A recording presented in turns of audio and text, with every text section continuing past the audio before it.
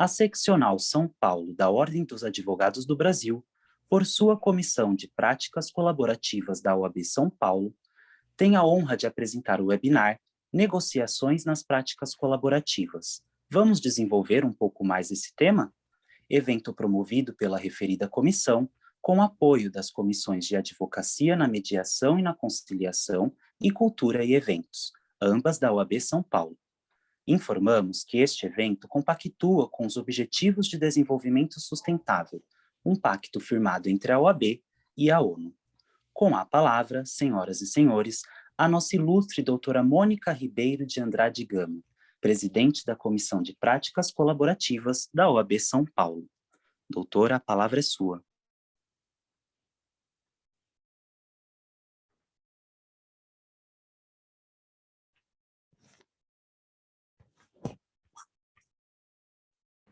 Estava falando e ninguém estava me ouvindo, porque eu estava com o microfone desligado.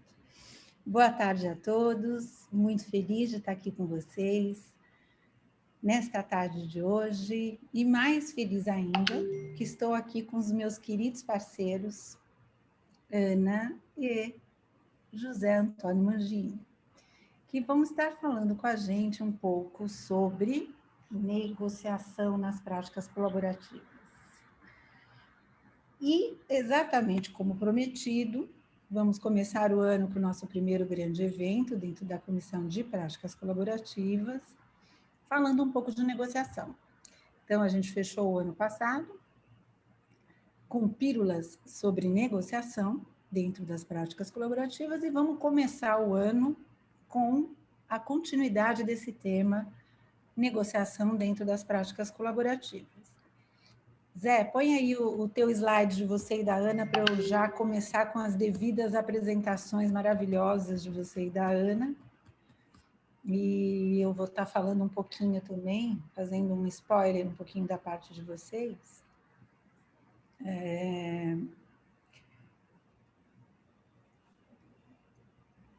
Como não poderia deixar de ser, vou falar um pouquinho do currículo maravilhoso aí. Vocês já estão enxergando aí a apresentação do Zé e da Ana?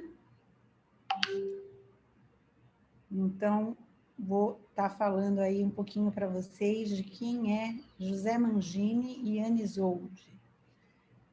Você está conseguindo aí, Zé? A Ana Luiz Isolde é fundadora da Auge Mediação, mediadora com certificação Master pelo ICFML e IMI, recebeu a menção Brasil Best Mediators Leaders League em 2019, 2020 e 2021 e Top 6 Mediators Brasil 2020. Who is Who Legal. Mestre em Direito do Estado na PUC São Paulo e em Negociações e Mediação da UQAB, é isso? Da Argentina. Presidente da Comissão de Advocacia da Mediação e Conciliação na OAB São Paulo e exerceu funções institucionais no CONIMA, no CEBAR-GEMEP, na SFML, na OAB São Paulo e na SBDG.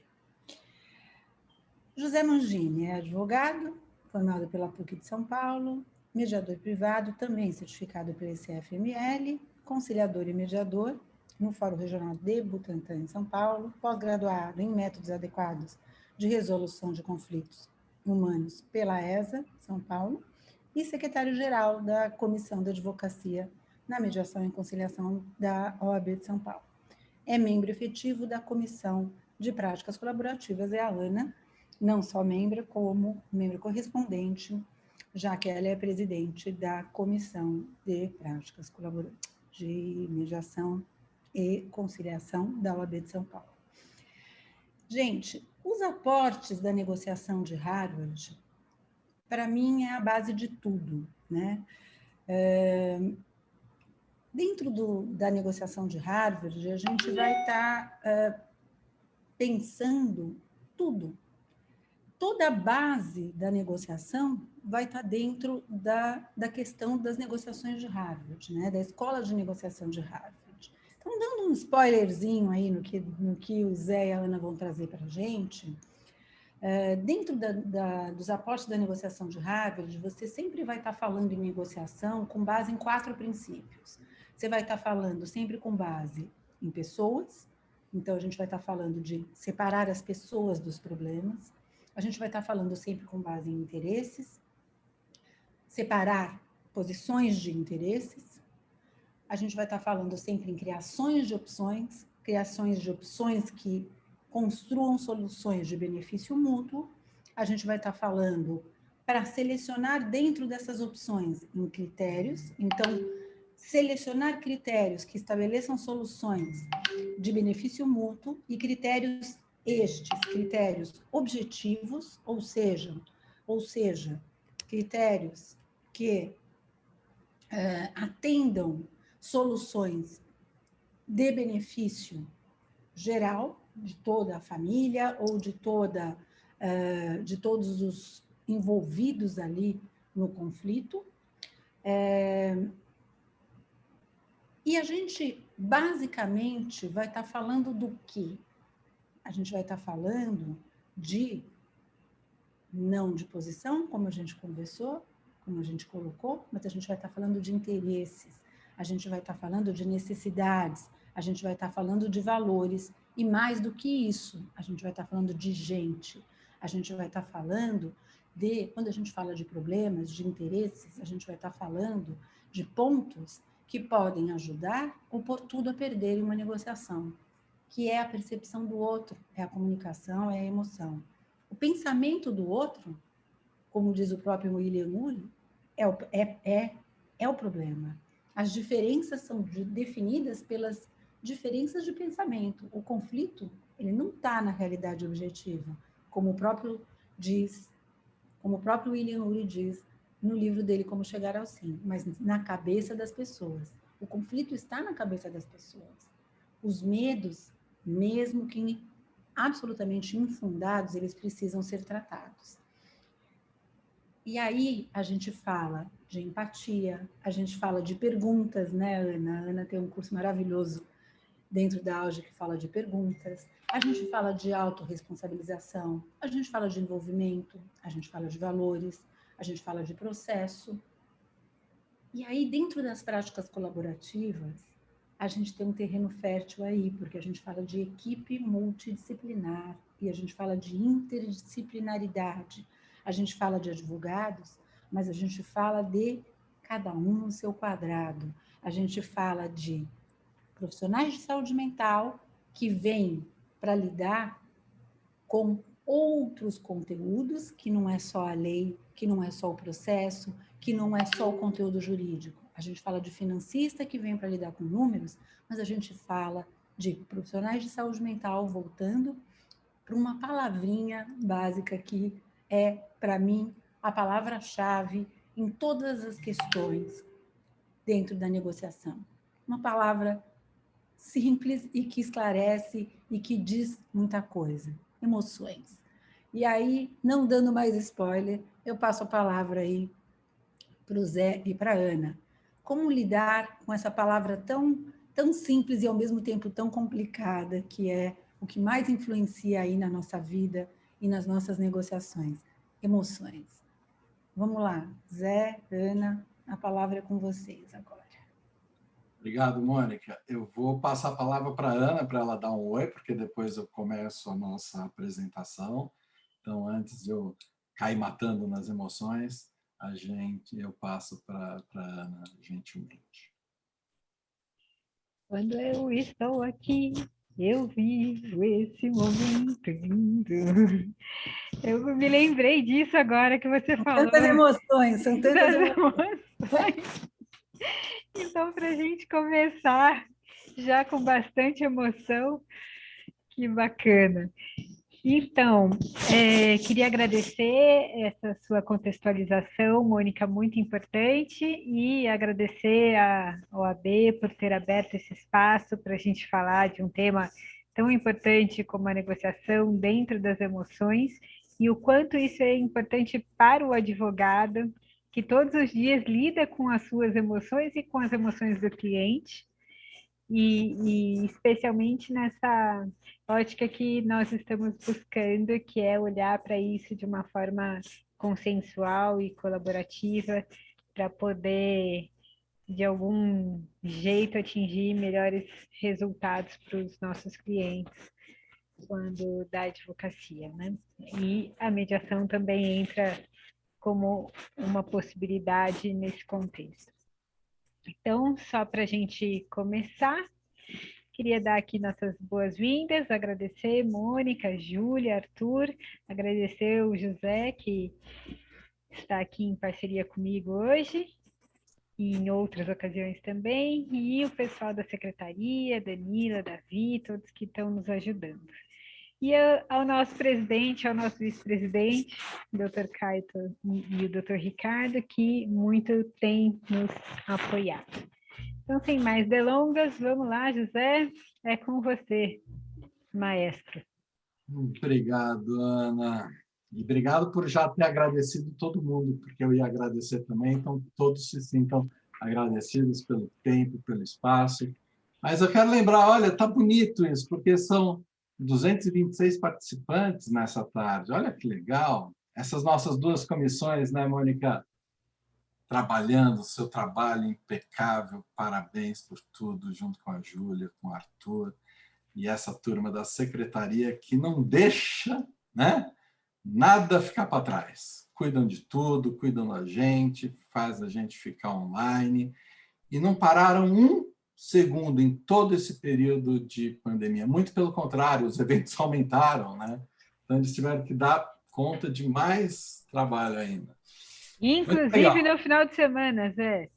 Porque muitas vezes eu recebo contato da secretaria, sábado, domingo, eu falo, meu Deus, vocês não descansam? Ontem, domingo mesmo, teve uma solicitação. Muito bacana. Então, nossas duas comissões, a Comissão de Práticas Colaborativas, presidida pela Mônica, e a Comissão da Advocacia na Mediação e na Conciliação, presidida aqui pela Ana Isolde, com a minha secretaria.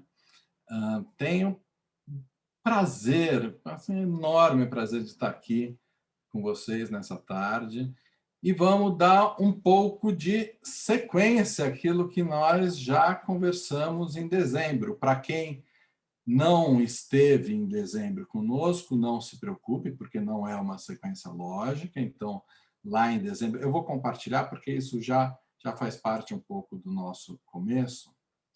Então, vou compartilhar a tela novamente.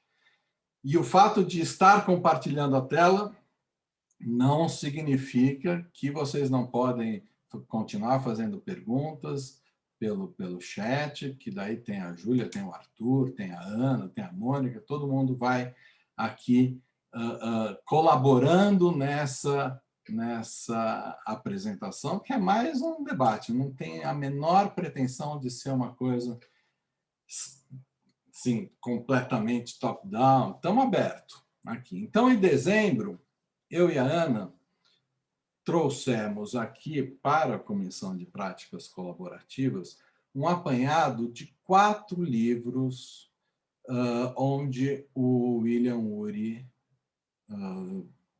teve participações diretas ou foi o único escritor, que é o Como Chegar ao Sim, o Supere o Não e o Poder do Não Positivo, finalizando com Como Chegar ao Sim com Você Mesmo. Então, em dezembro, a gente conseguiu dar um apanhado geral, né, Ana, de tudo isso. Foi muito, muito bacana. Demos uma alinhada. A Ana apresentou um, eu apresentei outro. A gente foi alternando. Foi super, acho que, instrutivo. Foi super bacana e foi muito bem resolvido.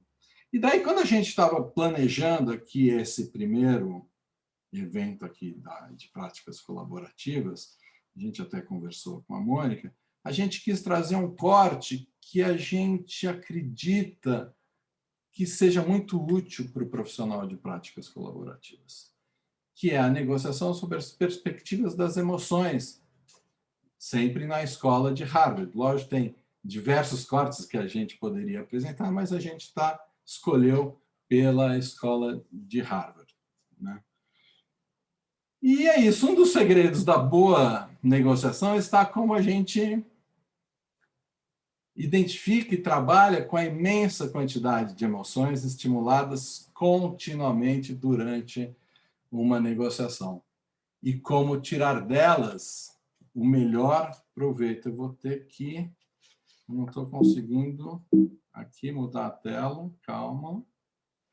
Como é que eu faço aqui? Nossa, olha que esquisito.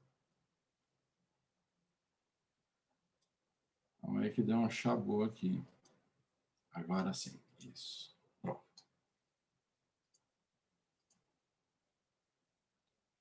Pronto. Emoções. Emoção é uma experiência vivenciada diante de fatos pessoalmente relevantes. São experiências vivenciadas no plano dos sentimentos, associados a uma sensação, a um pensamento, a uma dinâmica filosófica ou a um impulso. Expressas ou não, as emoções podem controlar uma negociação, podem te controlar, podem colocar em risco toda a dinâmica, todo o processo.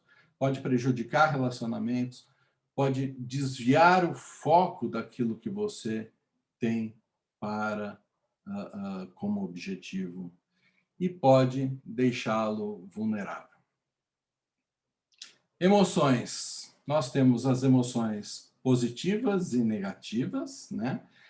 As positivas são percebidas como as gratificantes, como alegria, orgulho, esperança, alívio, e provavelmente criarão uma ligação, um relacionamento caracterizado pela boa vontade, pela compreensão, pela vontade de colaborar, com uma ausência de crítica, pela cooperação em geral. A intenção aqui não é ficar falando de emoções e sentimentos profundamente, até porque nas práticas colaborativas você sempre tem um profissional de saúde mental que vai poder sempre abordar isso de uma maneira muito mais profunda, né? E temos, por outro lado, as emoções negativas, né? Que são aquelas emoções incômodas, como raiva, temor, frustração, que, obviamente, elas dificultam a conexão com o outro. E o negociador deve lidar com essas emoções, né? De maneira clara, de maneira firme, assertiva, e tem que saber que essas emoções vão estar ali na mesa para serem trabalhadas, né? E qual que é o jeito de você trabalhar isso melhor? Sempre. Pensa que você vai ser responsável por tudo aquilo que estará na mesa. Então, se você discorda de alguém ou não se sente confortável com alguma situação colocada, tome a dianteira. Não espere as emoções negativas invadem e que elas tomem conta e outras dimensões que vão dificultar o todo. Como eu disse, haja. Vai depender da sua postura, de como você se comportará com relação ao que está sendo apresentado a você em uma negociação. Emoções a gente não deixa de sentir. É como parar de respirar. Não tem botão de liga e desliga. As emoções ajudam na interpretação e trazem informações extremamente relevantes para todo o processo. Por isso, a gente tem que ficar atento às emoções. As suas, né? As nossas e as dos outros que estão na mesa. E quando eu falo dos outros, não é só o outro, do outro lado, o outro advogado, a outra parte. É o outro, o seu cliente, é qualquer pessoa que esteja envolvida, porque essas emoções elas vão interferir diretamente no andamento da negociação. Então, a emoção, vamos entender a emoção como um ingrediente do todo, né? Que atua sobre o pensamento, sobre o seu corpo, sobre o seu comportamento, né? E se a gente não colocar essa emoção no ponto certo, e se a gente não trabalhar essa emoção, a gente pode colocar tudo a perder. As emoções interagem entre elas e se reforçam. Fala, Ana. Eu queria só fazer aqui um comentário. Eu entendo essa classificação de emoções positivas e negativas e, eventualmente, algum impacto que isso possa ter, até na saúde, etc. E hoje a gente fala também muito em somatização, né, das emoções para causar doenças e tudo isso. Mas eu acho que aí tem um julgamento também, né? Então a gente precisa cuidar, porque às vezes uma emoção que é negativa, vamos dizer assim, tipo a raiva, pode ser o que te salva a vida no momento em que você agride alguém em legítima defesa. Então, a gente tem que cuidar um pouco, né, de quando a gente olha para isso, olhar para cada situação específica sem generalização. Eu entendo que aqui você trouxe uma ideia geral, Zé, e está tudo ótimo como ideia geral. Mas no caso concreto, a gente precisa estar atento para que a gente possa olhar, né? Cada caso é um caso, e cada emoção é uma emoção, e cada contexto é um contexto. E cada emoção pode te trazer uma informação muito rica para aquele contexto, né? Então, a emoção negativa que a gente traz aqui não é um enfoque dela ser negativa para a negociação em si ou para aquele contexto. Ela foi no sentido de falar, o ódio é negativo, a raiva é uma coisa negativa. Sim, mas como você trouxe, está trazendo informações também. E elas interagem entre si e se reforçam entre umas e outras, né? Essas emoções fortes, elas aumentam a vulnerabilidade e podem dominar a situação, né? E quanto maior a intensidade, maior risco da gente perder esse controle de forma lamentável. Então, é isso. E aí, continuando na esteira da escola de Harvard, é isso que o Roger Fisher e o Daniel Shapiro trazem no livro Além da Razão. Não sei se todo mundo aqui conhece, a gente está aqui com mais de 200 pessoas aqui, então acredito que a gente tenha todas as situações de conhecimento dessa obra, de conhecimento da escola de Harvard. Então, a gente sempre vai trazer aqui a fonte, de onde que a gente está tirando esse conceito, porque esse livro, Além da Razão, a força da emoção na solução dos conflitos, é que vai trazer para a gente como o negociador deve lidar com as emoções que aparecem durante esse processo todo. E a sugestão do livro, né, é você tomar a dianteira. Se você discorda de alguém ou não se sente confortável com alguma situação, não espere até que as emoções venham e se amplifiquem para fazer alguma coisa a respeito. Como eu disse lá atrás, depende de você. Direcione a atenção, o foco, para os 5 principais interesses. Então, esse livro traz que a forma da gente tratar com as emoções é atentar para esses 5 principais interesses que são responsáveis pela maioria das emoções em uma negociação. Eles estimulam emoções positivas, né? Se você tratar bem esses 5 principais interesses, e superam as emoções negativas. E no olhar do Fisher e do Shapiro, esses 5 interesses, elas não têm ordem, não têm importância, não têm separação, eles se complementam, eles se formam misturas, formam combinações, se sobrepõem, e cada um desses interesses deve ser atendido à medida e o seu tempo. São 5, né? São 5 principais interesses que eles falam muito claramente. E aqui a gente vai ver esses 5 interesses, depois a gente vai poder debater, vai poder falar. Eles são muito claros e é uma verdade.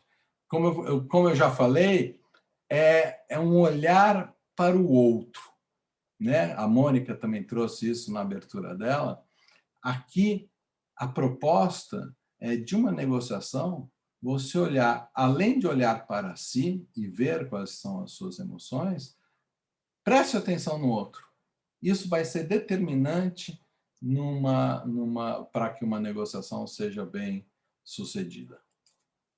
Então, vamos lá. O primeiro desses 5 interesses, segundo o livro Além da Razão, é mostrar o apreço. Apreço a quem? A quem está do outro lado. Identifique e demonstre o mérito nos pensamentos, sentimentos e ações dos outros. Mas isso tem que ser feito com honestidade e verdade. E esse é o primeiro passo para que o outro se sinta compreendido, valorizado e escutado. Mas é só o primeiro passo. Compreenda o ponto de vista do outro. Perceba o todo. Daí nós não estamos falando só da linguagem verbal, nós estamos falando da linguagem total, da não verbal, das metalinguagens, do ambiente, dos sinais que são trocados, nas entonações de voz, nas reações. Identifique os méritos nos pensamentos, sentimentos e ações dos outros. Procure genuinamente o valor do outro. Por isso que eu falo, é olhar o outro, é procurar o valor que ele tem e o valor que ele traz. Compreenda as suas razões e motivações. E, por fim, desse primeiro interesse aqui, faça o outro saber. Né? Comunique. Comunique que você está percebendo ele. Reconheça os pensamentos, os sentimentos. Né? E aqui a gente não precisa concordar com as opiniões e com as propostas, mas só reconhecer e identificar com honestidade. Apreciar o que o outro pensa, o que o outro traz, não é ceder. Né? A gente pode compreender o ponto de vista do outro sem fazer concessões dos nossos interesses ou daquilo que a gente pensa. E eu penso que todo mundo, né, é digno desse apreço. Dependendo do cargo, dependendo de quem é, dependendo de quem traz, dependendo do status dessa pessoa. Para fazer isso, quem sabe uma forma seja a inversão de papéis. Né? E é lógico, exerça o apreço por você. Né? Porque se você não reconhecer o seu apreço, não peça para ninguém reconhecer, né, dele ou reconhecer o seu. O segundo, respeite a autonomia. O que é autonomia? Autonomia é o desejo de fazer escolhas, de controlar destino, né? A liberdade para influenciar e tomar decisões sem se sujeitar aos outros. Né? Então, um dos interesses também é ampliar e proteger essa autonomia. Né?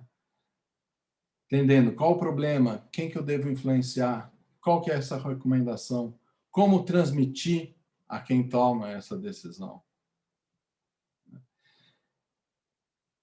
Pensar em autonomia é pensar em opções, né, a serem trabalhadas.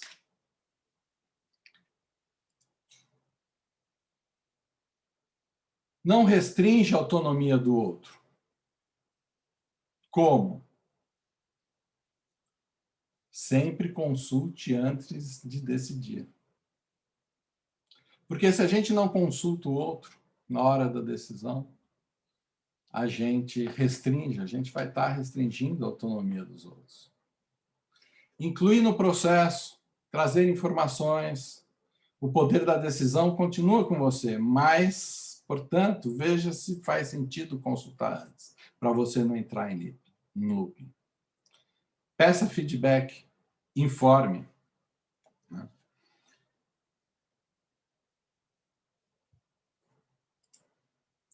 O terceiro, construa uma associação. O desejo de ser reconhecido e valorizado. São as conexões que a gente faz. Né? O entendimento da associação é um espaço emocional entre as partes. E se isso existir, existirá a sensação de proximidade. E se há proximidade, tenho cuidado e o interesse pelo outro. Essas ligações devem ser honestas e sinceras na essência. Busque informações para criar essas conexões, né? Estamos falando aqui das conexões estruturais. Quando ambos pertencem a um grupo, encontre e crie afinidades, encontre os pontos de contato para construir as conexões. Crie novas afinidades além das que já existem. Se a pessoa trabalha, é comum, é um advogado comum, e você sabe que ela gosta de uma coisa ou outra, vá buscar outras informações, crie novas conexões. Veja o outro como colega, trate de maneira mais próxima, dentro do possível, óbvio. Compartilhe, né? Não domine a conversa, fale da importância daquilo e destaque que é uma função compartilhada. Não afaste o outro, agregue. Exerça atividades conjuntas dentro do possível dessa prática colaborativa. Troque favores e gentilezas. Daí tem as conexões pessoais, que são os laços pessoais entre você e eu. Quanto mais conexões você construir, mais longe, provavelmente, você vai poder chegar. Use, eu gosto de falar isso, use suas próprias histórias para encurtar essas distâncias. Conte alguma coisa que você viveu. Deixe o outro desenvolver as histórias dele. Diminui essas distâncias para humanizar a relação. O nível de conexão com as pessoas tende a mudar e oscilar, e sem essa proximidade não podemos identificar o grau de aproximação. Sinais físicos, interesses, demonstrações são termômetros do nível de associação, que poderá determinar os riscos e cuidados para não se ultrapassar os limites. Priorize os contatos pessoais, evite as barreiras emocionais. Facilite essa construção, não só para você, como para que o outro também, criando uma base, um alicerce. Zé, Oi. é nesse livro, eu não lembro, porque a gente leu esse monte de livros de Harvard, que ele dá o exemplo de dois chefes de Estado que o cara reúne para negociar um negócio, e aí teve que adiar a reunião de negociação, e eles se reuniram, e um estava na fazenda do outro. Você lembra, Ana, dessa história? E eles foram pescar juntos. E eram dois chefes de Estado que estavam numa briga enorme. Vocês lembram dessa história? É o caso do presidente da Colômbia? É. Acho que é isso, né? Vai vindo aí que eu vou tentar achar esse caso. Tá, eu tenho aqui, senão daqui a pouco eu pego. E aí saiu a negociação, era uma negociação complicadíssima, que eles ficaram anos tentando, e aí o presidente juntou os dois no mesmo sítio, na mesma fazenda. Em 2 dias saiu a negociação, porque os dois... Eles foram pescar, eles ficaram contando as próprias histórias. Exatamente, é nesse mood. E hoje, a gente voltando aqui para as conexões, hoje vamos combinar, Mônica, é muito simples você criar conexões. Basta dar um Google it, né? Dá um Google aí, que você vai ver onde a pessoa frequenta, onde que ele foi viajar, o que foi fazer, daí você vai criar uma história, né? Vai contar, criar não, né? Vai contar uma história sua. Isso vai criar essa conexão. E é a partir dessa conexão que vocês vão poder colaborativamente construir um caminho. Eu acho que é sempre o caminho mais fácil. Eu adoro, vocês sabem disso, eu adoro contar histórias. A minha vida, eu falo que eu resumo a minha linha mestra é contar histórias. E eu acho que o advogado é um grande contador de histórias. Alguma conexão a gente sempre vai encontrar. Sempre, sempre, sempre. E essa conexão, com certeza, facilita. Muito bom. Ana, alguma coisa? Depois que você chegar na quinta, eu falo. Tá bom. Você está anotando todos? Primeira, segunda, terceira, quarta. Boa. Legal. Então, estamos aqui na quarta. Reconheça o status. Isso também eu adoro. Todo mundo tem um status, né? O que é o status? É o desejo de se sentir visto e reconhecido. É a posição de alguém com relação ao outro alguém, com relação ao outro, né? Deve ser visto como um nível de importância, né? Então, reconhecer o status do outro é também um primeiro passo. E aqui eles trazem como o status social e o status específico. O status social é como as próprias pessoas se definem, né? E como elas comunicam o seu status social. Então, deixe claro que você está reconhecendo quem ele é, o que ele faz na sociedade. Pode ser desde síndico de prédio, como um advogado representativo dentro do segmento dele. Reconheça o status. Porque assim ele também irá reconhecer o seu status. E a conversa começa a ficar mais de igual para igual. Status específico é a base de posição que destaca focada no conhecimento, na experiência ou na formação, né? Então, esse tem um status social e tem um status específico. O cara pode ser um grande doutor, o outro advogado, a outra parte pode ser uma grande figura dentro do segmento profissional dela. Vamos deixar isso claro, né?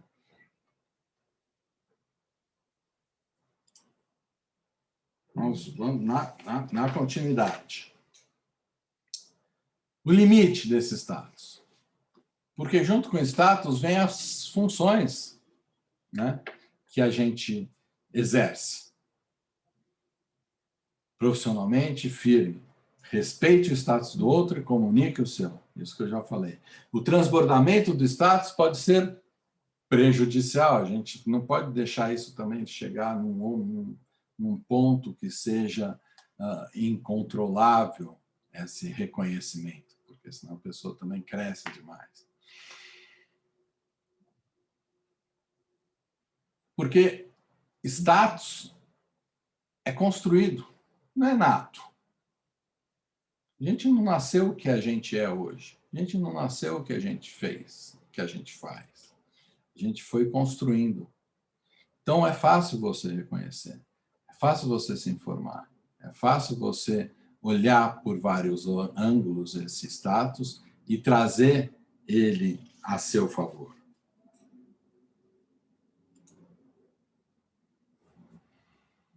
E, por fim, o último, que é, gosto muito disso também, que os autores trazem, que é a gente escolhe o nosso papel em qualquer lugar na nossa vida. A gente escolhe o nosso papel na nossa família. A gente escolhe o nosso papel no nosso escritório. A gente escolhe o nosso papel na nossa comissão, né? E a gente escolhe o nosso papel numa negociação. E isso vai ser determinante para o sucesso dessa negociação. Então, pensar em qual que é o propósito do papel que você irá escolher. Qual o significado pessoal desse papel. E com verdade, assuma ele com verdade. Inclua atividades significantes e prazerosas no seu papel. Encontre os seus papéis combinados dentro do que é atrativo para você. Então, essa questão de falar, não, estou sendo excluído, não sei o que, não, é o papel que você, depende de você, é o papel que você está assumindo. E nos papéis temporários, né, quando a gente deixa que o outro escolha o nosso papel temporário, a gente não atende ao nosso principal papel. E isso também pode botar tudo a perder. Papéis temporários mudam de acordo com as suas atitudes e com o contexto. Então, numa negociação, a gente pode sim adotar um papel temporário colaborativo. A gente pode perceber, reconhecer, valorizar o papel temporário do outro também. E se ele não assumir um papel, a gente pode entregar a ele um papel que seja digno, que seja reconfortante para ele se sentir confortável nesse ambiente. Tenho certeza que tudo isso vai com certeza deixar a negociação mais aberta, mais fluida. Cheguei no quinto, Ana. Adoro, porque a Ana agora vem com um monte de informação, um monte de... Eu adoro isso. Manda, Ana. Não foi nada combinado, viu, gente? Eu gosto muito desse formato que Harvard cria, né? Que ele vai num crescente e a gente vai acompanhando esse raciocínio, né? Então, isso tudo que o Zé trouxe está resumido em um parágrafo dentro do Como Chegar ao Sim. Então, é interessante como eles vão construindo esse raciocínio passo a passo, quase que para a gente ir também acompanhando e somando. E, para mim, essa visão do que eles colocam como interesses, mas no Como Chegar ao Sim, eles também colocam isso ligado às emoções, isso aqui fica um pouco misturado, né? Eu acho interessante. E isso vai num crescente, porque se a gente for olhar, né, a linha, né, primeiro eles falam, bom, a negociação foca nas posições e a gente precisa entender o que está por trás dessas posições. E aí eles trazem o conceito dos interesses, que são as motivações, tudo aquilo que motiva a gente a pedir aquilo e tal. Aí depois eles falam, tá, mas às vezes olhar esse interesse imediato é pouco. E a gente precisa olhar um pouco mais. E aí eles trazem esses 5 interesses, né, com base nas emoções, e aí isso vai num crescente. E para mim isso é muito interessante, né, da gente perceber e traduzir que isso é um crescente que eles nos apresentam na mediação, desculpa, na negociação. Então, aqui eu até separei um exemplo aqui para falar para vocês sobre isso, né? Por exemplo, a gente tem aqui um sócio que quer excluir o outro da empresa. Então, essa é a posição que a pessoa chega. Eu quero excluir meu sócio da empresa e meu sócio não quer sair da empresa. Isso é a posição, né? Na acepção de Harvard. Aquilo que eu explicito, que eu quero que o outro faça, que eu estou pedindo que ele faça. Para que eu quero isso? Supondo que eu sou um dos sócios, né? Para criar uma nova forma de gestão, porque eu acho que a empresa está muito antiquada, eu acho que a gente tem que ter uma forma de gestão colaborativa, e hoje é muito hierárquica, e aquele meu outro sócio está defasado. Então, eu estou falando do meu interesse imediato, que é aquilo que me motiva imediatamente a pedir aquilo que eu estou pedindo, na posição. Mas aí, se eu for pensar nesse interesse de uma forma mais aprofundada, né? Para que eu quero que a empresa se adapte? Né? Eu quero que a empresa se adapte para que ela possa sobreviver, por exemplo, a essa fase do coronavírus. Então, eu tenho um interesse de sobrevivência, uma coisa quase que de vida ou morte. E aí eu penso, bom, mas e aí? Onde é que eu posso ainda me encontrar nesse contexto todo dessa nova gestão? Eu posso ter o interesse de exercer uma liderança mais efetiva, que possa fazer toda essa diferença nesse momento, e isso está ligado à função significativa que eu quero exercer, ou ao meu propósito. E olha como isso encaixa nessas coisas que o Zé trouxe. Então, isso é importante. Eu posso ter interesse em ter uma função social no contexto onde eu exerço, e aí os meus colaboradores vão poder confiar em mim, que eles vão poder sustentar a família deles. E olha como isso já começa a aprofundar. Aí, de repente, vem o outro sócio, aquele que eu quero excluir da empresa, né? E ele fala, não, eu quero ficar na empresa, eu não quero ir embora. Então, a posição dele, eu não quero ir, né? Eu quero ficar. Mas para que você quer ficar? Para manter a minha remuneração e o meu plano de saúde. Eu estou com medo do coronavírus e para mim é importante poder manter o plano de saúde. Se eu sair agora da empresa e perder meu plano de saúde e eu tiver algum problema, como é que eu vou me tratar? Vai ter questão disso, de carência, de não sei o quê. Então, olha como o interesse imediato, né? Tá, mas e o que mais? Né? E eu também tenho um problema sério de câncer que eu estou tratando, e se eu ficar sem o meu plano, como é que eu vou cuidar disso? Então, aí também tem um interesse de sobrevivência, uma questão de vida ou morte. E aí eu ainda posso investigar mais, né? Tá, e aí como é que você vai se sentir, né? Se você for excluído da empresa nesse momento que você já está lidando com a morte, já está lidando com exclusão, né? Já está lidando com... Então, eu tenho também o interesse de me fazer parte integrante e de influenciar nessas decisões. Então, olha o meu interesse de associação que o Zé trouxe. Então, eu queria com isso trazer um pouco como esses interesses, às vezes a gente olha para a negociação de Harvard e fala, não, a negociação de Harvard é linear, é simplista, Não tem emoção, né? não tem emoção, né? Tipo, é muito básico. Não, eles têm uma profundidade, só que eles vão mostrando isso para a gente aos poucos. E aí vai da gente conseguir fazer essa leitura e nesse crescente, né?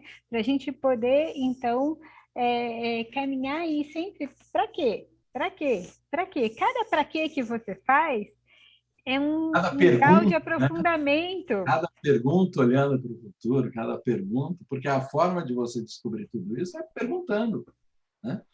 Sim, perguntando para que você está pedindo aquilo, mas cada para que você sobe um degrau na escada em relação àquilo que é importante para você, aos seus valores, né?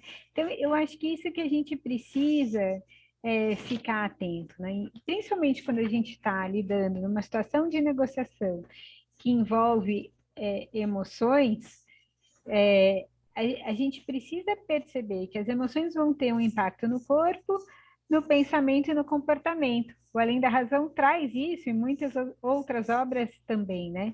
Então, desde como é que eu fisicamente vou ficar com aquilo, né? Eu posso demonstrar isso no meio de uma negociação, seja pelo olhar, pelo sorriso, às vezes eu tô suando, tô tremendo, tudo isso a gente pode perceber, né? Pelo pensamento, e aí como que eu cuido do meu pensamento para o meu pensamento estar em sintonia com aquilo que eu desejo, porque às vezes eu desejo uma coisa, mas o meu pensamento está estruturado num mindset que não me permite chegar onde eu quero. Então, olhar também como você olha para o mundo vai te trazer mais ou menos ampliação na sua negociação, porque se eu sou uma pessoa que tenho medo de muitas coisas, eu vou olhar para essa negociação de uma forma.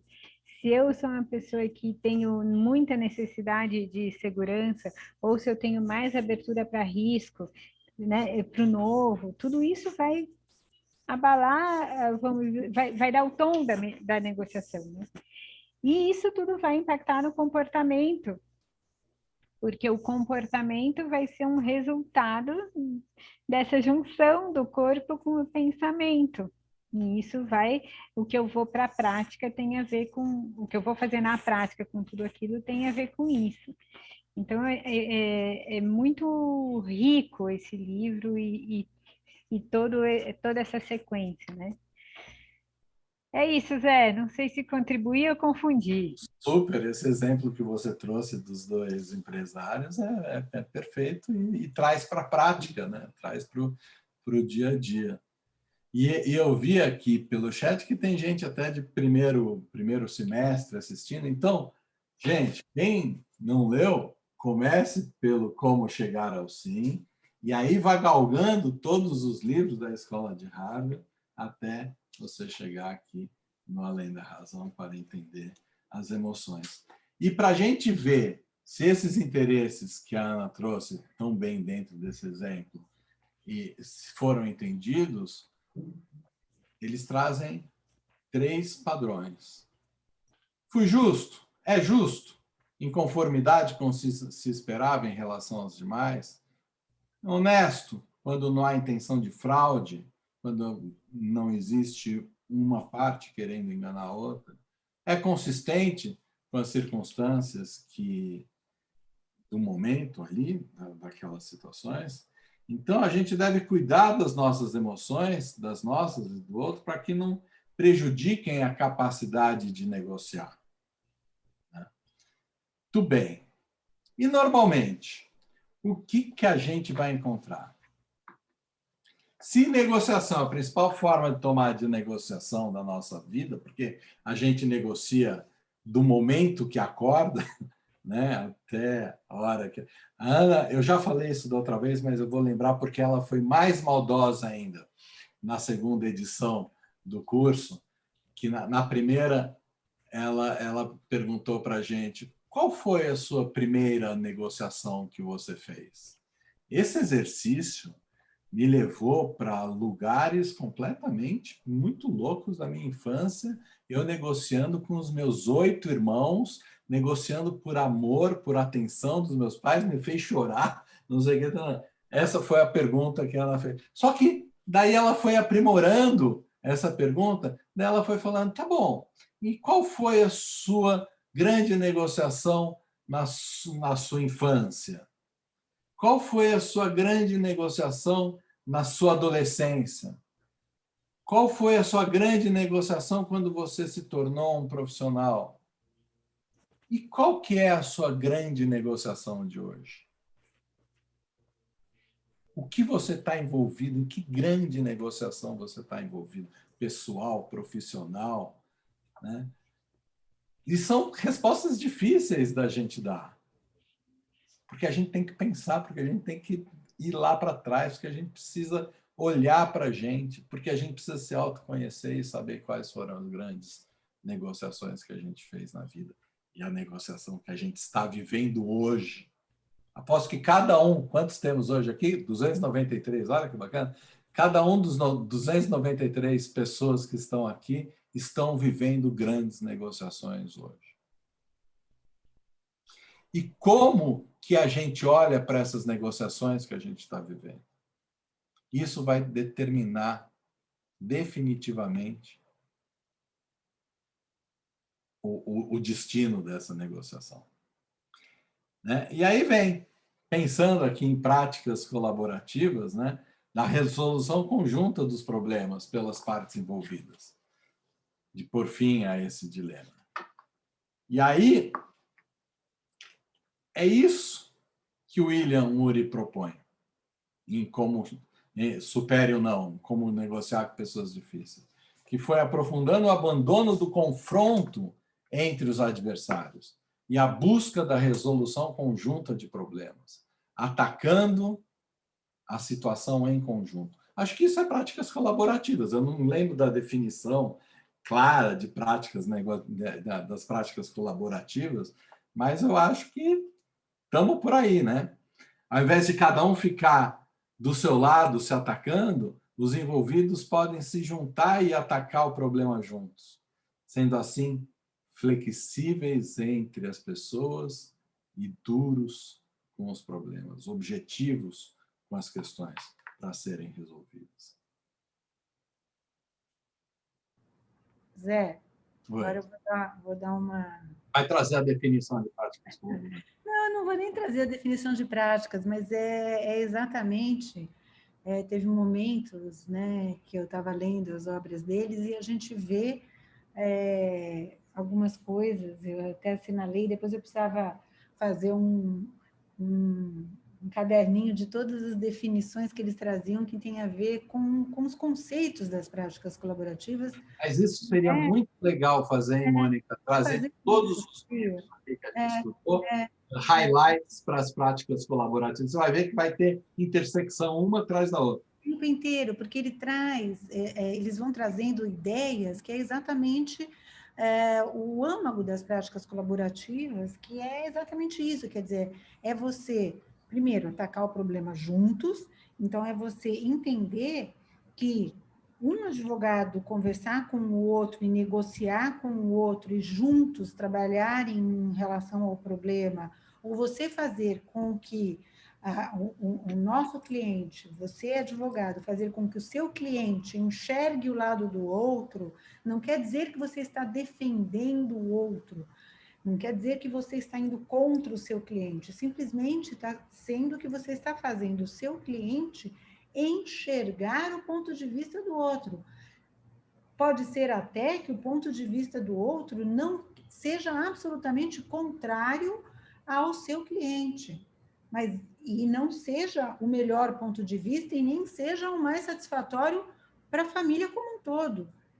E pode ser até que esteja entre aspas, porque não existe para mim certo e errado, né? A gente não pode falar em certo e errado nesse momento, porque não existe este valor, às vezes, certo e errado, num momento de negociação, mas você pode até não estar falando do melhor ou do pior para aquela família, mas você tem que mostrar para o seu cliente que a visão do outro é esta. E é válida, e é legítima, e deve ser reconhecida para vocês poderem negociar corretamente.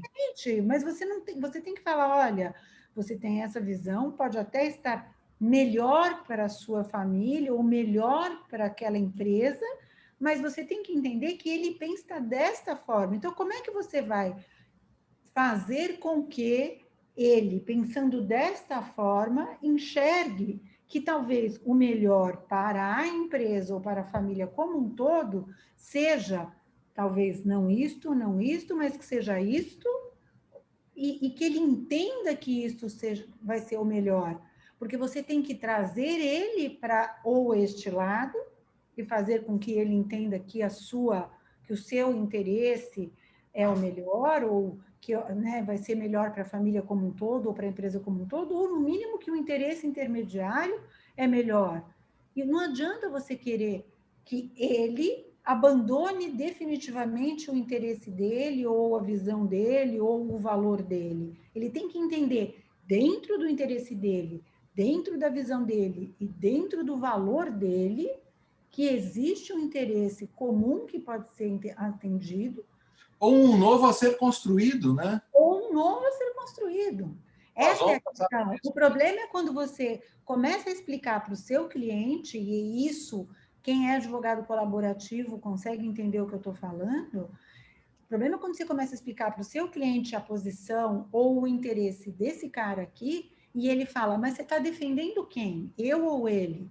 Então, esse cara precisa entender que, quando você coloca esta posição, isso não quer dizer que você esteja concordando com essa posição. Quando você coloca este interesse, isso não quer dizer que você está concordando com este interesse. Simplesmente você está colocando para esse. Está reconhecendo. Esse. Qual é a visão deste? E sem esse aqui entender o que este aqui pensa, nunca vai sair um denominador comum. E é isso aí. Bacana. Ana, alguma outra coisa?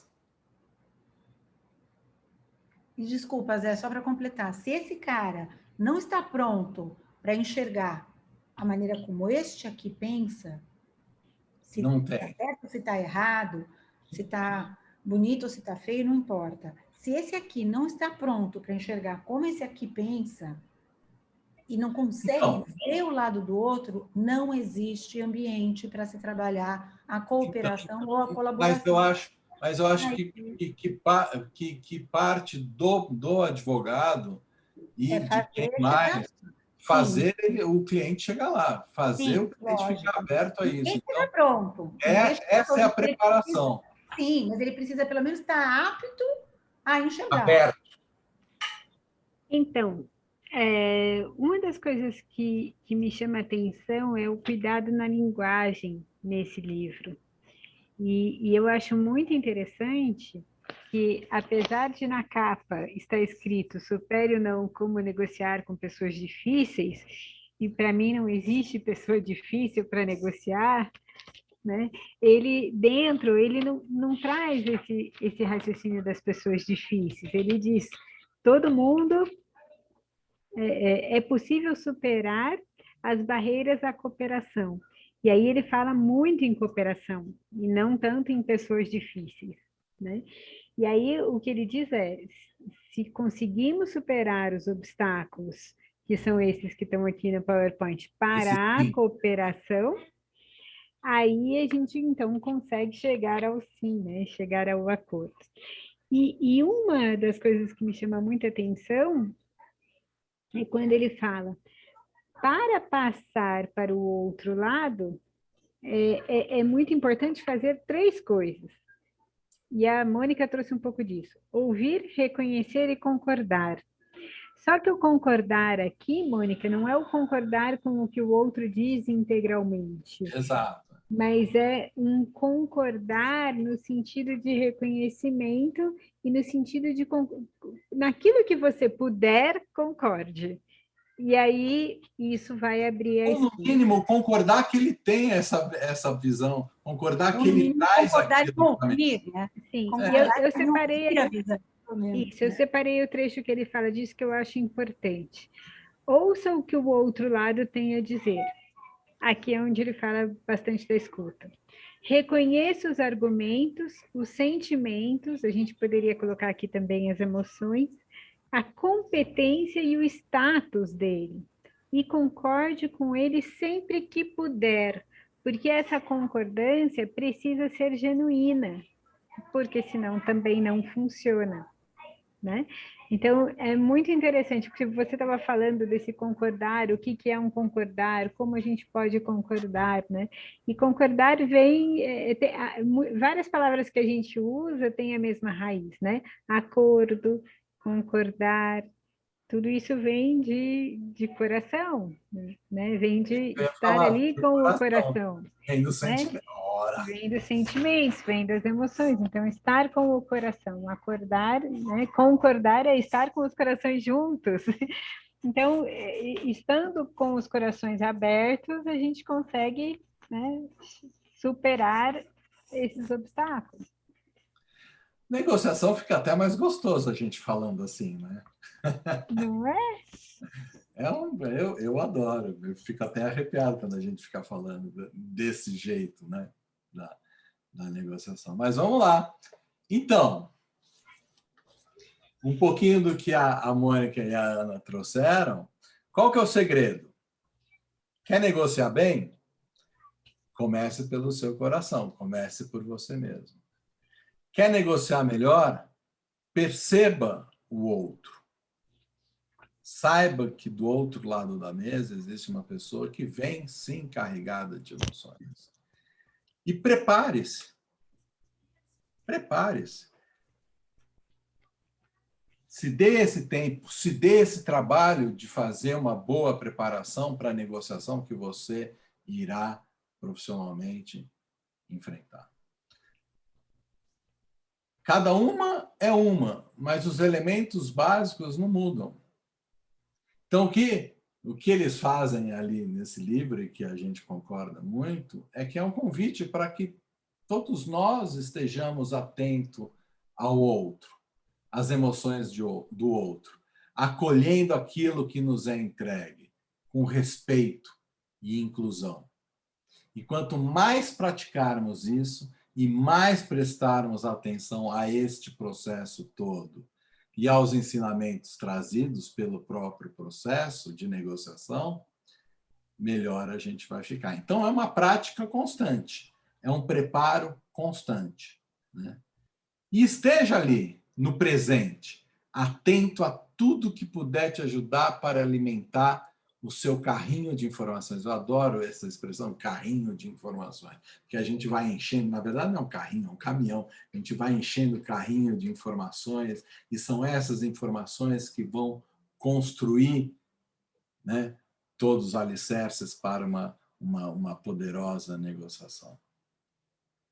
Exerça a escuta e faça com que o outro, porque não adianta só ouvir, você tem que fazer com que o outro perceba que foi legitimamente escutado.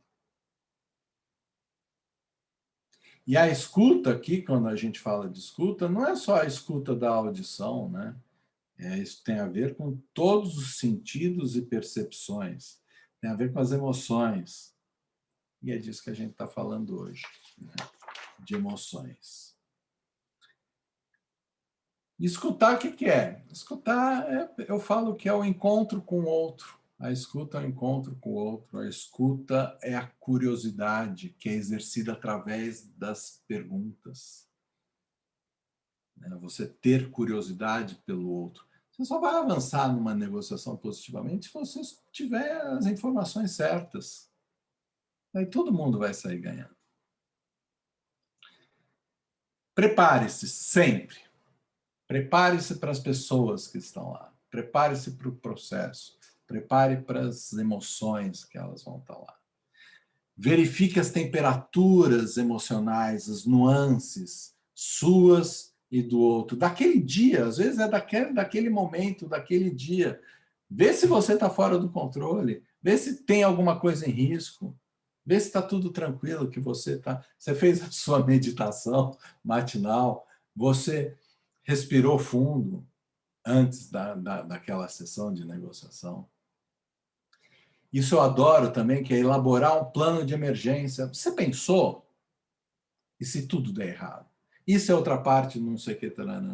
Quais são tantas as alternativas? Você tem um plano de emergência? Você tem um plano B, um plano C? Tem que ter para ir para uma negociação. Né? Temos que ficar olhando para esses indutores das emoções. Né? E informações, de novo, sempre. Sempre, sempre, sempre. Colecione o maior número delas. Antes, durante, inclusive depois das negociações. Gosto de falar que o conhecimento ele se expande quando a gente troca informações, quando a gente troca conhecimento. E não tem fim. É ilimitado. E isso só vai deixar a negociação mais rica, mais abundante, mais poderosa. Vamos lá, prepare-se mais ainda. Veja qual que é o objetivo, qual que é o produto que você vai desenhar, qual que é o processo. Volte lá para aquele livro do Como Chegar ao Sim, que é o primeiro, escrito em 1981, Ana, é isso?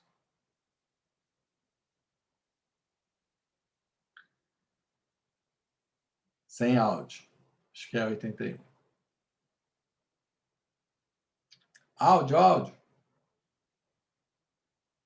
Desculpa, estava aparecendo aqui uma pergunta que apareceu no chat. O ano de qual livro? Do Como Chegar ao Sim, o primeiro. 81. 81, salvo engano.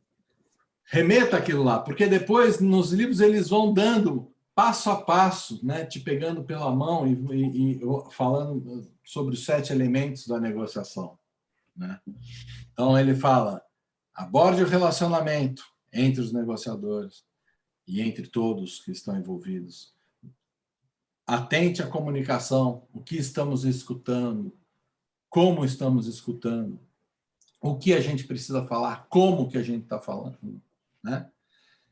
Os interesses, quais são eles? Qual é a ordem de importância dos dois? Quais são compatíveis? Quais são antagônicos? Quais são complementares? As opções, quais os pontos convergentes são aceitáveis? Quais opções são complementares? A legitimidade, quais são os critérios que vocês vão adotar? Quais são os compromissos a serem adotados? E aí ele volta para o além da razão e ele traz aqui os elementos, os 7 elementos e as emoções negativas e positivas, né? Onde pode ter uma comunicação limitada e aberta, um relacionamento de confiança e de cooperação, os interesses, exigências e aberto para novas alternativas, novas possibilidades, opções polarizadas ou múltiplas, legitimidade, a Batman que a gente vai trazer um pouco mais para frente, e os compromissos. E aí agora a gente vai entrar numa outra fase aqui de coisas complementares. Daí acho que a Ana pode trazer bastante isso. Não negocie posições, negocie interesses. A gente já falou lá na última, em dezembro, um pouco sobre posições e interesses. Negociar posições gera resultados insensatos. Quanto mais atenção é dada às posições, mais a gente vai estar olhando para as preocupações efetivas das partes. Quando se negocia as posições, as partes... Opa! Aqui. Quando se negocia posições, as partes se fecham nelas e não evoluem para lugar nenhum. Então, se reduz a chance de um acordo. Quanto mais extremas as posições iniciais e menores as concessões, mais tempo e esforço serão necessários para se descobrir as possibilidades de composição, ou melhor, os reais interesses.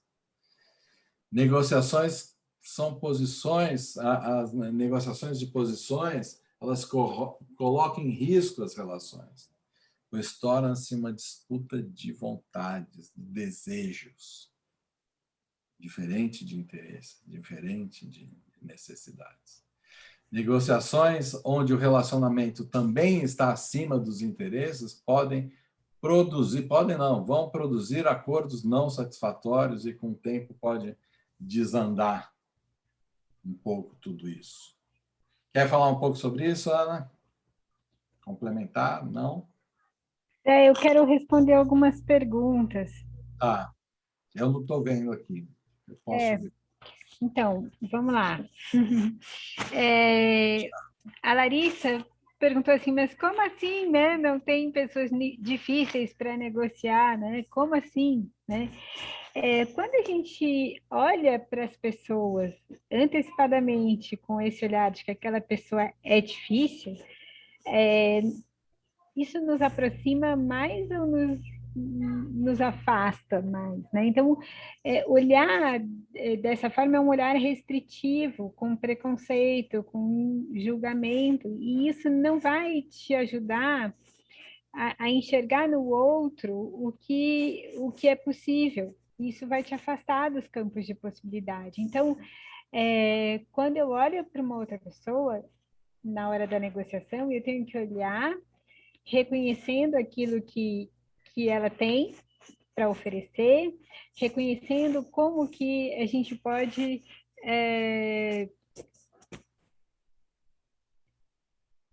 achar uma solução em conjunto, mas reduzindo a carga emocional a partir dessa extração do julgamento. Então, a gente toma um distanciamento até. O William Ureta, nesse livro, fala, sobe no camarote, olha lá de cima, toma uma distância que é possível você olhar de vários ângulos.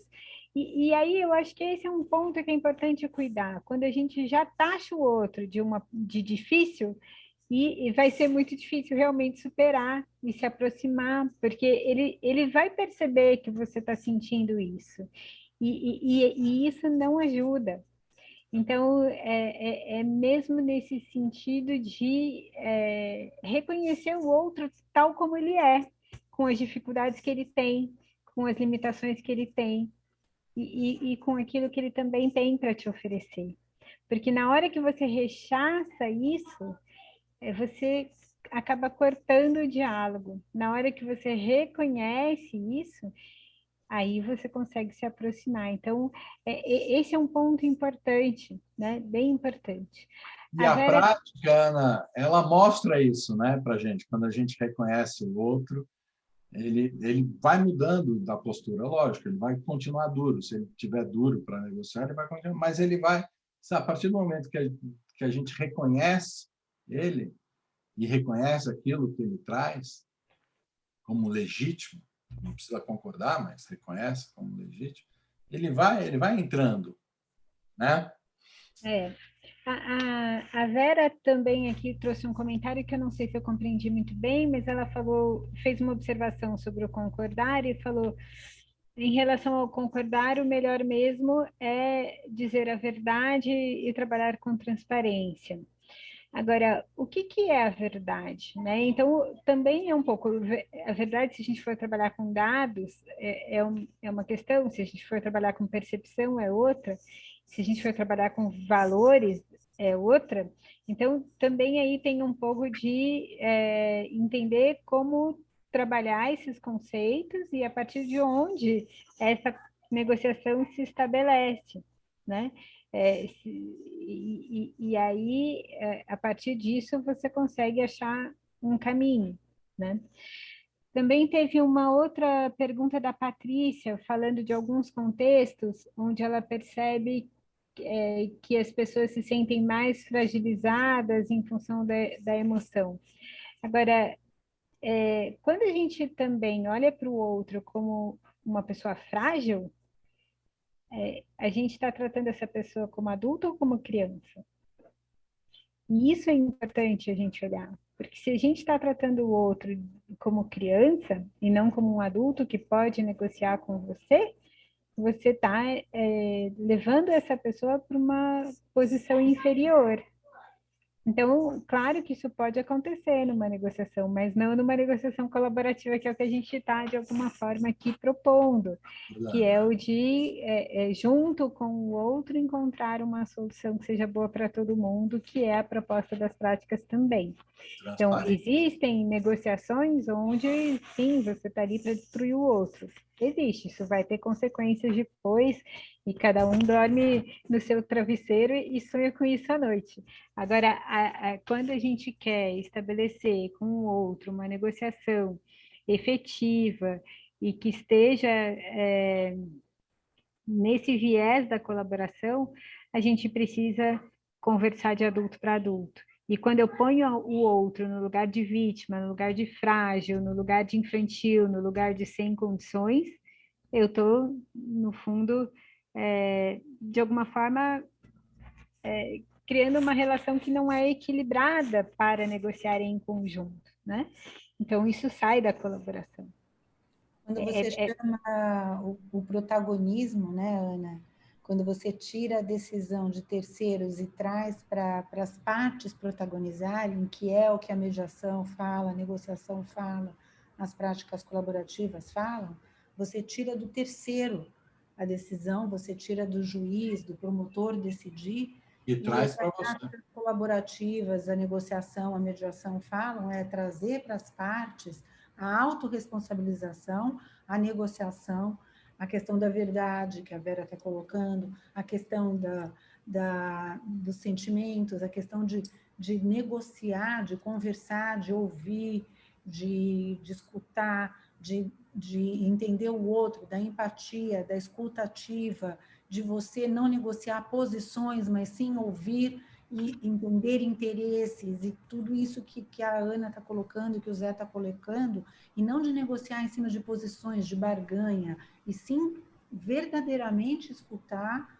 os sentimentos, a transparência, incentivar o cliente, a gente como profissional, incentivar o cliente a trazer os valores, os interesses que estão por trás daquelas posições, soluções criativas, ideias criativas, opções que possam ser construídas e que possam trazer soluções de benefício mútuo, e sempre se autorresponsabilizando, e não brincar de quem é a culpa, não brincar de vítima e algoz, não brincar de quem... Porque a brincadeira de quem é a culpa é fácil, né? Mas a culpa foi dele, ele que sempre agiu assim, ela que sempre agiu assim, eu sempre quis fazer assim e ele que não quis, eu sempre quis fazer assim e ela que não quis, aí é fácil, né? Na verdade, a autorresponsabilização é o difícil, você tentar entender aonde você teve responsabilidade ali é o difícil, porque para a gente se responsabilizar e se auto-implicar não é fácil.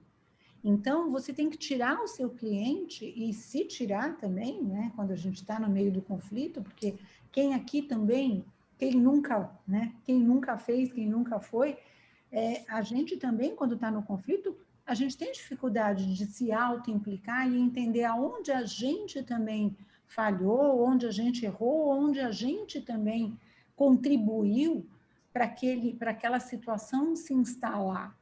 E é essa a questão, é sair do papel da criança e falar como é que você também pode contribuir para aquilo ficar diferente. Como chegou aqui, não é culpa de um ou culpa de outro.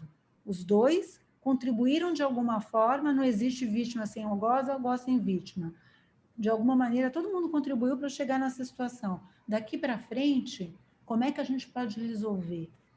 Vamos sair do papel da criança, de que o juiz ou o promotor vai dizer como resolver. Vamos todo mundo se autorresponsabilizar e resolver juntos qual é a melhor maneira da gente solucionar essa questão. Né? E é É um isso. olhar muito contemporâneo, né? Isso, Mônica. E aí, Mônica, eu acho que a palavra-chave é a responsabilidade. E eu tenho cada vez ficado mais eu tenho ficado mais assim, achado que não é muito adequada a palavra protagonismo, porque para mim o protagonismo me lembra um antagonismo também, e eu cada vez que eu ouço isso me dói, mas eu não sei explicar muito bem por quê. Então eu acho que a palavra é a responsabilidade. Eu sei que a palavra protagonismo é super usada em mediação, em negociação, em práticas, e eu também não fiz ainda um estudo aprofundado, mas é engraçado, algo me dói. Mas a responsabilidade, eu acho que eu substituiria o protagonismo pela responsabilidade, que cada um vai ter a responsabilidade na sua medida, conforme o seu comportamento. Porque, no fundo, o que adianta você protagonizar e não se autorresponsabilizar? Exato. E aí tem uma. E aí até a barganha faz parte da nossa responsabilidade. Então, se eu escolher que eu vou negociar por barganha, isso também faz parte da minha responsabilidade. E para alguns conflitos, a barganha até pode ser útil. Então, eu não tenho preconceito com barganha, mas eu entendo que é uma questão de adequação. Depende do conflito. Um conflito de família, como você estava mencionando, dificilmente a barganha vai ajudar. Mas para um conflito de consumo, a barganha pode sim muito bem ajudar. Então é uma questão de adequação também, né? Como que a gente faz? Ou dentro de um conflito de família, você negocia os pontos fundamentais e deixa uma parte mínima para barganha. Às vezes fica alguma coisa que pode ser resolvida assim, mas é uma parcela menor. Isso tudo a gente tem que olhar, né, conforme a situação. E tem uma pergunta aqui da questão do financeiro, teve uma pergunta aqui essa do financeiro acho que eu já respondi, mas tem uma aqui que fala do inconsciente. Eu não sei de quem que foi, porque chegou aqui para mim em geral. Você acha que inconscientemente as perguntas serão para dobrar a personalidade da pessoa difícil? Eu não sei muito bem se eu entendi a pergunta, mas assim, as perguntas elas nos ajudam e a gente pode usá-las de diferentes formas. A gente pode sim usar para manipular a negociação e convencer o outro a dizer exatamente aquilo que a gente queria que ele dissesse. Depende de como você faz essas perguntas. Então, eu não sei nem se isso é tão inconsciente ou se isso pode até ser feito de forma consciente. E aí entra a questão de como utilizar isso, com quem você está negociando, mapear o outro lado, entender quais são as suas intenções, né? Se eu estou de boa fé, se eu estou de má fé, o que significa estar de boa fé, o que significa estar de má fé, porque tudo isso envolve, né, julgamentos. Não sei se era bem isso que você estava perguntando. Tem mais alguma pergunta aqui? Tem o Ale Simões, que fala do não, o não. Eu ia comentar exatamente isso. Então vai lá, Mônica. Muito legal isso que o Ale Simões traz. O não precisa ser visto e aceito como um início de negociação. Temos medo do não, porém, em certas circunstâncias, o não bem dado e explicado é um caminho para um sim em assuntos mais relevantes. Então, o não também é resposta, eu acho que é isso, mais ou menos, né? O que ele quis dizer. Sim, e se ela E um for não bem dado e bem fundamentado pode ser o início de uma boa conversa, né? Lógico, uma boa negociação. Isso é um resumo do que está no livro O Poder do Não Positivo, que quando você tem interesses genuínos que você precisa proteger, muitas vezes é possível que você tenha que dar um não para alguma coisa, para você, no fundo, dar um sim para algo mais importante para você naquele momento. Então, o que ele traz, e acho que aqui é o que o Ale está trazendo também, é como dar esse não sem machucar o outro, sem estragar a relação. Se o não for bem fundamentado, está valendo para um início de negociação. Ele é mais aceitável, né? Só aí. Então, vamos lá. Separando as pessoas dos problemas, eu acho que a gente já falou bastante sobre isso. O que eu quero destacar aqui é que a gente tem que reconhecer que, se existe um problema, todos os envolvidos têm o seu quinhão de participação nele. E é isso que vocês estavam trazendo, né, da responsabilidade, Ana.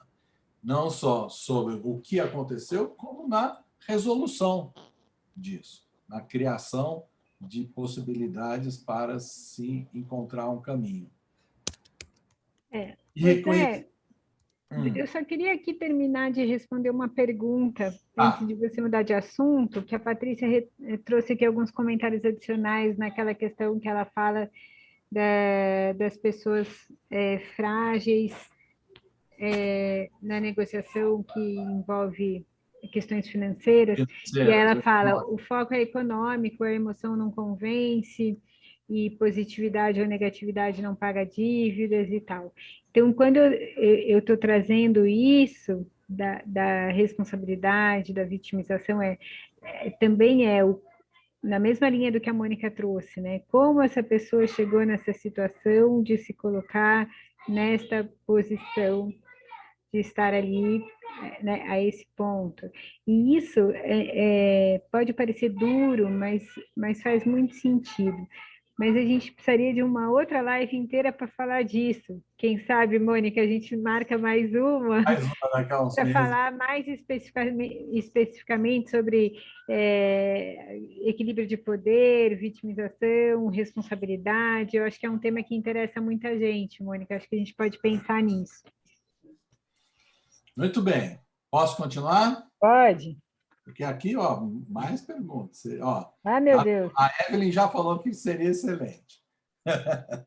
Muito bem, vamos lá. Falamos das pessoas.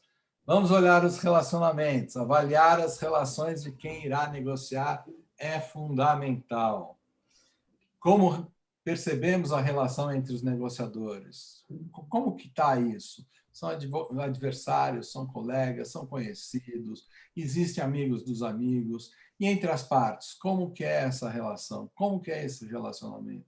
Como a gente gostaria que fossem esses relacionamentos? A gente precisa analisar por todos esses aspectos da mesa, olhando para como eles projetam esse relacionamento no futuro. Porque para cada situação vai existir um caminho a ser trabalhado, né?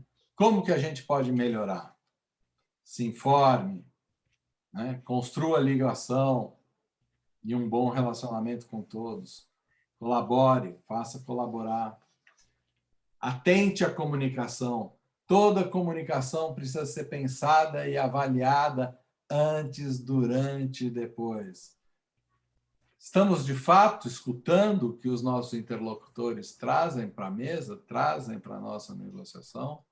Quais os principais pontos? O que devemos comunicar? Como está fluindo essa comunicação? Como podemos melhorar? Tudo isso no livro do Bruce Patton e da Sheila e do Douglas Stone, que também é da turma da Escola de Harvard, Conversas Difíceis, eles trazem também, né? E recomendam, inclusive, que a gente deva estabelecer uma comunicação bidirecional e eficaz.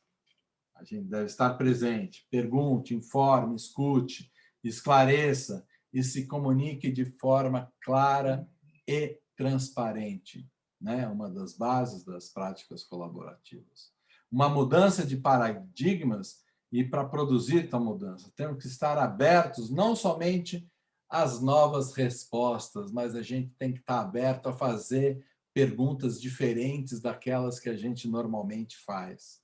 A gente precisa pensar, botar penso em cima das perguntas que a gente vai fazer, daquilo que a gente realmente quer saber, daquilo realmente que é relevante para vir para a mesa de negociação.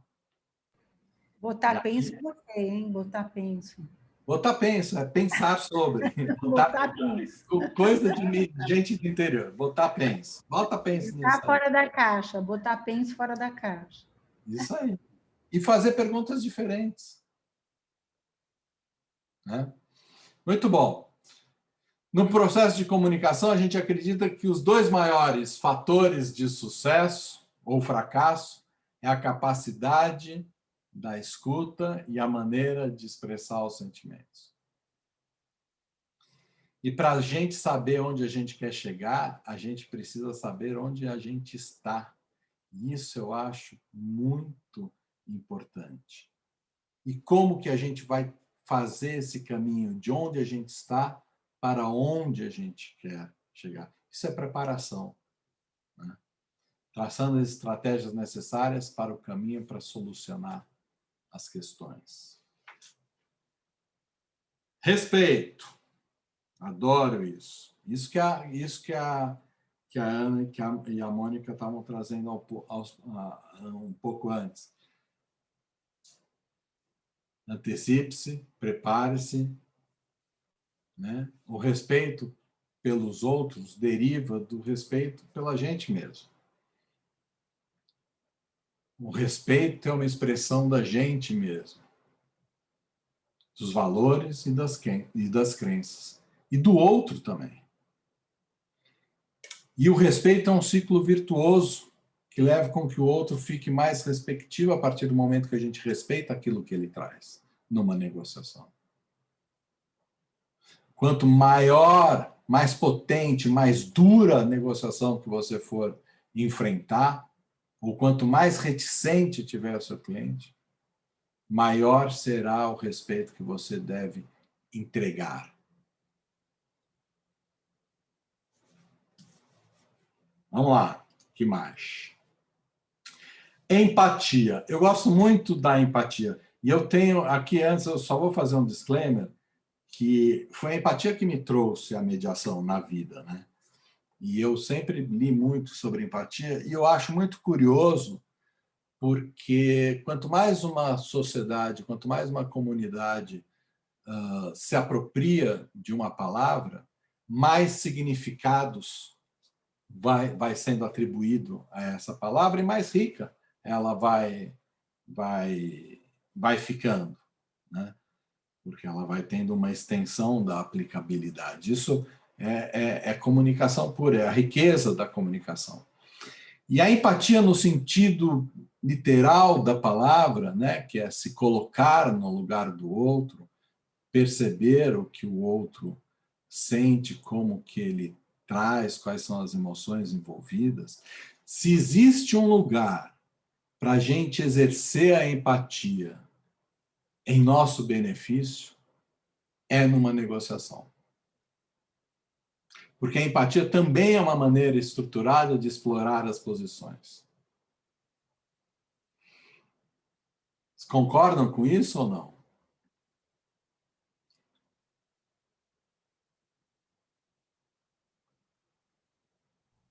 A empatia usada no momento de uma negociação serve para eu, de fato, me colocar no outro e perceber o outro. E entender o que ele está trazendo. Legal, recebi aqui um monte do bate-papo. Sim, totalmente, verdade.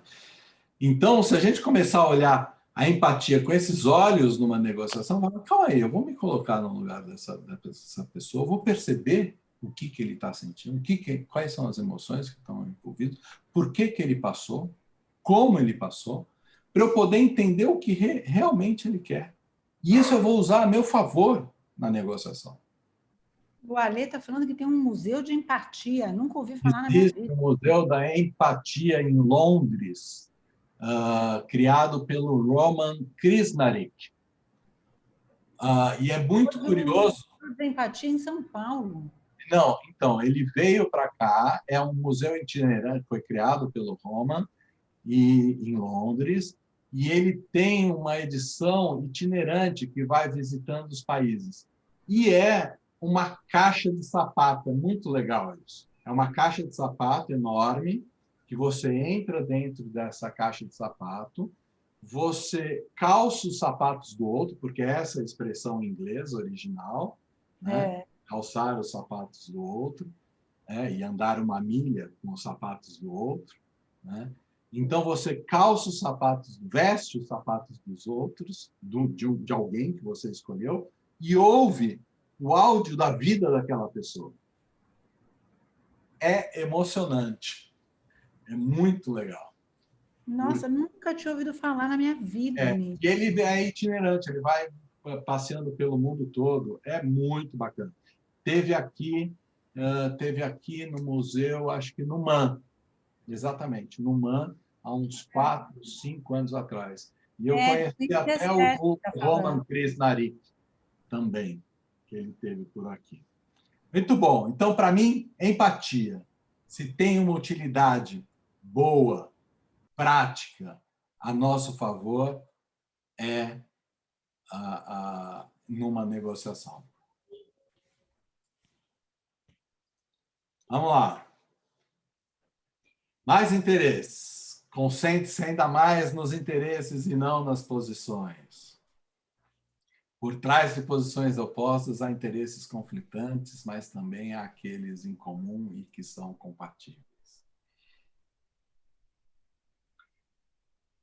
Quais são, em ordem de importância, os interesses de cada um desses envolvidos?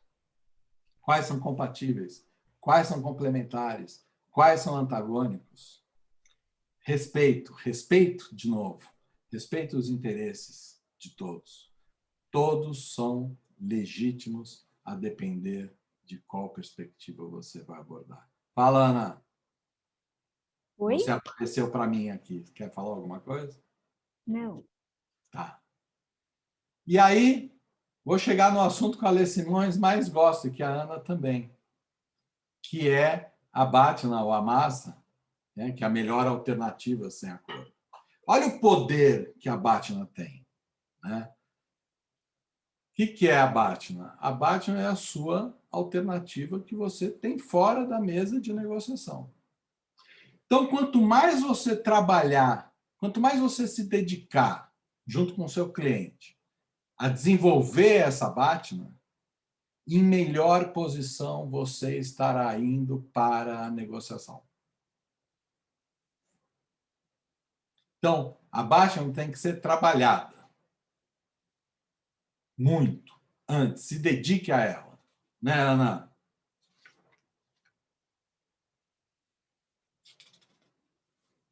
Vamos lá. Observação. Daí no Beyond Machiavelli, ele traz isso. São só 3 linhazinhas que eu quero trazer para você desse livro. Como eu vejo a questão a partir da minha percepção, como eu vejo toda a questão a partir da perspectiva do outro e como um terceiro neutro avaliaria toda essa questão. E a partir dessas percepções, avalie como avançar em direção às possibilidades de composição, trazendo à tona os reais interesses. E olha, numa equipe de práticas colaborativas, quantas pessoas a gente precisa envolver. Mas quando a gente fala em se preparar, Ana, é isso aí. É olhar pela perspectiva de todos, é avaliar tudo isso. Olha o trabalho desse advogado. Sim, e aí isso se torna mais importante. Poder ter preparo para olhar tudo isso, porque é algo que tem uma complexidade que você vai envolver, né, várias percepções. E estamos acabando, hein, gente? Eu sei que faltam 15 minutos, alguma coisa, estamos acabando. E aí, gosto de novo da história, né? Como ela veio, como ela se estruturou na negociação. E o mais importante, olha que importante isso, como a história desta negociação será contada.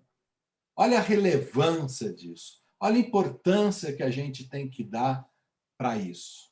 Como essa história veio, como ela se estruturou durante a negociação e, principalmente, como ela vai ser contada por você, pelo outro. Tem que ser uma história digna para todos. A gente tem que também entregar uma boa história. Adoro isso. Isso aqui também daria um dia de assunto. Por fim, o processo. Na maioria dos casos, a dificuldade está não na falta das opções que serão potencialmente criadas no momento certo, mas na incapacidade de desenhar, negociar e levar adiante um processo que se faça chegar da situação em que se está para onde se deve ir. Então, a dica é: desenhe o processo, confie nele, faça com que os outros confiem nesse processo e que embarquem junto com você. E se esse processo não estiver funcionando, faça os ajustes, convide a todos para fazerem esses ajustes. É isso. E eu gosto dessa frase final, né, que a soma das partes é maior do que o todo. Quer coisa mais colaborativa, de práticas colaborativas do que isso? É isso. 18h44. Fui bom, vai. Zé, eu queria aqui reforçar, eu coloquei no chat para quem quiser a diferença entre alternativa e opções. Boa, eu pensei que você ia falar isso, eu dei a deixa, você não pegou. Eu queria, na verdade, responder uma pergunta ainda, nós temos pouco tempo, eu queria responder uma pergunta que foi colocada, eu não sei se pronuncia dessa forma como eu vou falar, mas o Hackson fez essa pergunta para a gente, sobre se a negociação permite um processo de cura e em que momento isso se desenvolve. E eu achei essa pergunta muito interessante, então queria aproveitar aqui. E se a gente olhar dentro da perspectiva de Harvard, né, porque aqui a gente está trazendo essa perspectiva, um dos primeiros livros que fala sobre o tribunal multiportas é um livro que chama Resolução de Conflitos. O Uri é um dos autores desse livro também. E lá na Resolução de Conflitos, o Uri fala, bom, nós podemos resolver os nossos conflitos pela força, nós podemos resolver o conflito pelo direito e nós podemos resolver o conflito pelos interesses. E aí ele fala, qual é o método que mais te aproxima do teu resultado? Qual é o método mais econômico? Qual é o método que favorece a manutenção ou a melhoria da relação? E aí ele vai e traz alguns critérios. E depois, quando ele chega no livro, quando ele escreve o livro Chegando à Paz, ele faz um compilado dos papéis em que normalmente os terceiros ocupam na resolução de conflitos. E aí ele traz diferentes papéis.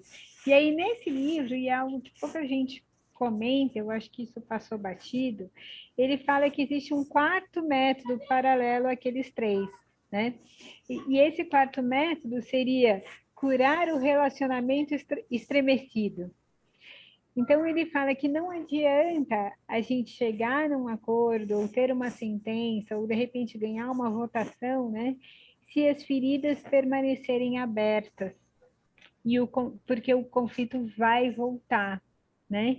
E ele vai ter uma possibilidade de recorrência desse conflito. Então, eu acho muito linda essa passagem desse livro do Chegando à Paz, onde ele fala disso, que é importante não só chegar num acordo, mas que realmente esse acordo seja efetivo para curar o relacionamento que estava estremecido ali. E aí, em que momento a conciliação, ou a mediação, ou a negociação, né, pode acontecer? Isso também vai depender do momento das pessoas, né? Cada um vai estar num momento em que aquilo é possível, em que está com mais abertura, menos abertura. Também a gente precisa coincidir a abertura dos dois, né? Quanto antes nós conseguirmos abrir esse canal de comunicação e escutar e chegar no outro, é mais fácil conter a escalada do conflito, mas na minha percepção sempre é tempo. E aí o tempo não é do terceiro, o tempo é das partes, é do que as pessoas dão conta. Às vezes elas até abrem a negociação, mas não dão conta de fechar naquela hora, e aí elas vão conseguir fechar depois, e está tudo certo, E como porque é o tempo precisa delas. respeitar esse tempo, né, Ana? Que Sim, importante é esse tempo. não adianta a gente forçar as pessoas, forçar o tempo, isso não ajuda, né? E aí a Vera também pergunta sobre como aprender a negociação, né? Estou resumindo a pergunta dela, que foi um pouco mais elaborada, mas no fundo é como aprender a negociação. E aí eu percebo que a gente pode... Oi? Fazendo. Fazendo, mas também se preparando. Então, começa com Como Chegar ao Sim, lê o Como Chegar ao Sim 8 vezes, depois vai pegando os outros livros, vai observando no dia a dia, olha para dentro de si, você tem, né, várias... Perceba as suas negociações diárias, né? Sim, e você tem muita informação disponível sobre as técnicas de negociação, e a gente também hoje tem muita informação disponível para autoconhecimento também. Então, se a gente entende qual é o nosso lugar, o que nós temos para oferecer nesse contexto, como nós podemos facilitar com que os outros utilizem também esse tipo de ferramentas, continuando no nosso lugar. Então, de fato, na minha percepção, pelo menos para mim, o que me ajuda muito é estudar, aplicar, revisar e buscar autoconhecimento e depois estudar, aplicar, revisar, buscar autoconhecimento, depois volta de novo no sítio, estudar, revisar. E é isso, a gente não para, né? Tem que continuar sempre nesse aprofundamento e nessa auto-checagem, porque é isso que vai te fazer, enfim, conseguir perceber quais são os seus valores, o que é importante para si, o que é importante para o outro. Já estamos aqui acima da hora e eu vou, ó. Não dá vontade de parar de falar, né? Mônica? Eu sabia Mas que ia ser sucesso, eu sabia. Mas, Mônica, antes de qualquer coisa, eu queria agradecer muitíssimo a você pela generosidade, pelo convite, pela confiança. Nós vimos aqui hoje 300 pessoas mandando ver no chat, perguntando, falando, e eu estou aqui maravilhado com o feedback. Gente, muitíssimo obrigado por vocês estarem aqui. E olha, para mim é extremamente confortável fazer qualquer coisa com a Ana Isolde aqui do lado, de um lado, e com a Mônica do outro lado. Ana, obrigado. Mônica, obrigado. Zé e Ana, eu que tenho que agradecer por essa partilha maravilhosa dos conhecimentos de vocês, de toda essa desculpa, gente, estou aqui sozinha em casa, então o telefone tocando. Porque, assim, não tem nem o que dizer, né? Acho que é o princípio de tudo, como eu falei no começo da live, é a negociação de Harvard. A gente está aqui com as nossas profissionais de saúde mental, vi aqui a Marilene, a Miriam Bobrov, vi aqui outras pessoas da área sistêmica, Fernando, pessoas de outras áreas também, pessoal da área de finanças, outras presidentes, a Lúcia Rosas aí, que é de mediação, que é presidente também de práticas colaborativas, advogadas de outras áreas.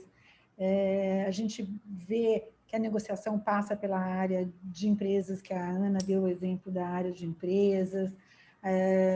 A gente percebe pelos exemplos dados e pelos livros trazidos que não é mimimi, que não é essa coisa do advogado abraça a árvore, que muita gente diz, que a gente está falando de coisas sérias, a gente está falando de práticas sérias, de coisas que, né, ajudam a gente no dia a dia, de trabalhos importantes e que, desculpa, é o nosso futuro. A gente sabe que hoje o que impera na advocacia, o que impera no mundo dos negócios é colaboração, é cooperação, é lidar com negociação dentro da administração dos conflitos.